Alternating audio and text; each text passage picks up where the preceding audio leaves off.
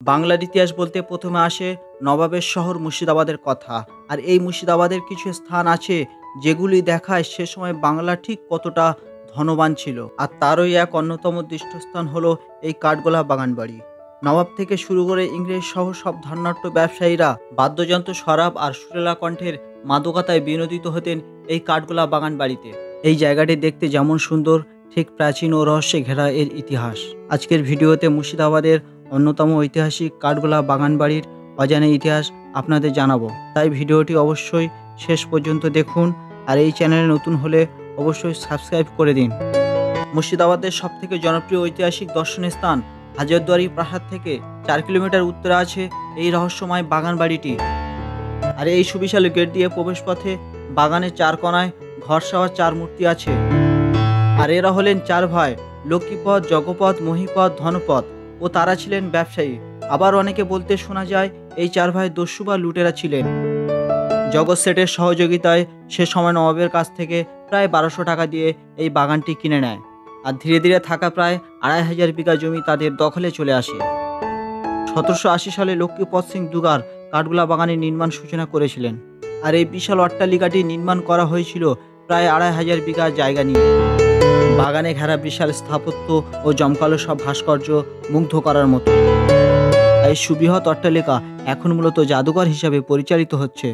আর কাঠের সিঁড়ি দিয়ে উপরে উঠতেই দেখেছি অন্দরমহলের সেই রাজকীয় আসবাবপত্র ও শিল্পের নিখুঁত ছোঁয়া দেখে দারুণ বিস্মিত হলাম।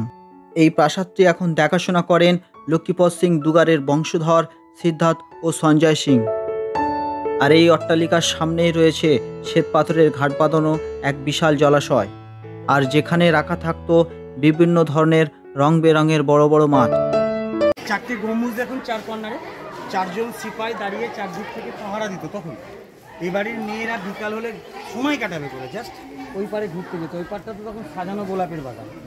মেয়েদের জন্য স্পেশাল গান বাজনা চলতো। দেখুন স্টেজ পুকুরের ওই পারে হলুদ রঙের সিঁড়ি দিয়া। আর রাজারা মানে বাড়ির মালিকরা এখান থেকে বসে দিতেন, ওই পারে যেতেন না, কারণ ওই পারটা মেয়েদের স্পেশাল। পুকুরে পদ্ম ফুল ফুটতো, মাছের খেলা চলতো। জৈন বলে জানেন তো, মাছ খেত না। তখন মাছ মরে গেলে কব্বর দিতে, এখন এই মাছ মরে গেলে কব্বর দেওয়া হয়। মাছের কব্বর সামনে দেখাবো। এই কাঠগোলা বাগানে প্রতি রাতে বসতো জমজমাট জলসা। জানা যায় জগৎ শেঠ সহ বিদেশি বণিকদের পাশাপাশি নবাব সৈয়দ হাসান আলী মির্জা এই নাচমহলে আসতেন। আর এই কাঠগোলা বাগানের অন্যতম আকর্ষণীয় স্থান হলো এই গোপন সুড়ঙ্গ পথ। এই সুড়ঙ্গ পথের দৈর্ঘ্য প্রায় 2.5 কিলোমিটার, যা নাকি জগৎ শেঠ ভাগীরথী নদী ও হাজারদুয়ারি প্যালেসকে একত্রে যুক্ত করত। এবং রাতের পর রাত পাচার হতো মূল্যবান সব মণিমুক্ত। তবে প্রাকৃতিক কারণে সুড়ঙ্গে জল জমে যাওয়ায় সুড়ঙ্গের মুখটি বর্তমানে যাতায়াতের অযোগ্য হয়ে পড়ে। আর এই কাঠগোলা বাগানের অন্যতম দৃষ্টস্থান হলো এই আদিনাথ মন্দির। সাদা মার্বেল পাথর দ্বারা নির্মিত এই মন্দিরের ভিতরে রয়েছে জৈনদের 24 জন তীর্থাঙ্কের মধ্যে আদিনাথ, পরেশনাথ এবং মহাবীর এই 3 তীর্থাঙ্কের মূর্তি রয়েছে। আর রয়েছে একটি চিড়িয়াখানা, যেখানে মিলবে বিভিন্ন রকমের পাহাড়ি মাছ ও সুন্দর নাম না জানা পাখি। আর রয়েছে সেই বিখ্যাত চিত্রশিল্পী ও ভাস্কর্য শিল্পী মাইকেল অ্যাঞ্জেলোর মূর্তি। একটি গোটা পাথরকে সূক্ষ্মভাবে ছেনি হাতুড়ি দিয়ে কিভাবে কাটলে যে এতটা নিপুণ কারুকার্য তৈরি করেছিলেন সেই মুর্শিদাবাদের এক ভাস্কর্য শিল্পী, তার নাম দিবাকর ভাস্কর।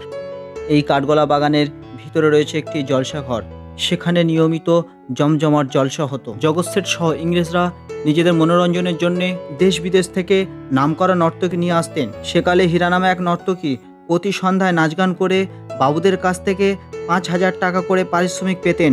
শোনা যায় জগৎ শেঠ সহ বিদেশি বণিকদের পাশাপাশি নবাব সৈয়দ হাসান আলী মির্জাও এই নাচমহলে আসতেন। বন্ধুরা, এই ছিল ঐতিহাসিক কাঠগোলা বাগানবাড়ির কিছু দৃশ্য। আপনি কি কখনো এখানে ঘুরতে গিয়েছিলেন? অবশ্যই কমেন্টে জানাবেন। আমার চ্যানেলে যদি নতুন হয়ে থাকেন অবশ্যই সাবস্ক্রাইব করে দেবেন, আর পাশে থাকা বেল আইকনটি প্রেস করে দেবেন আর নতুন ভিডিওর আপডেট সবার আগে পেতে। আর দেখা হবে পরের ভিডিওতে, ততদিন ভালো থাকবেন।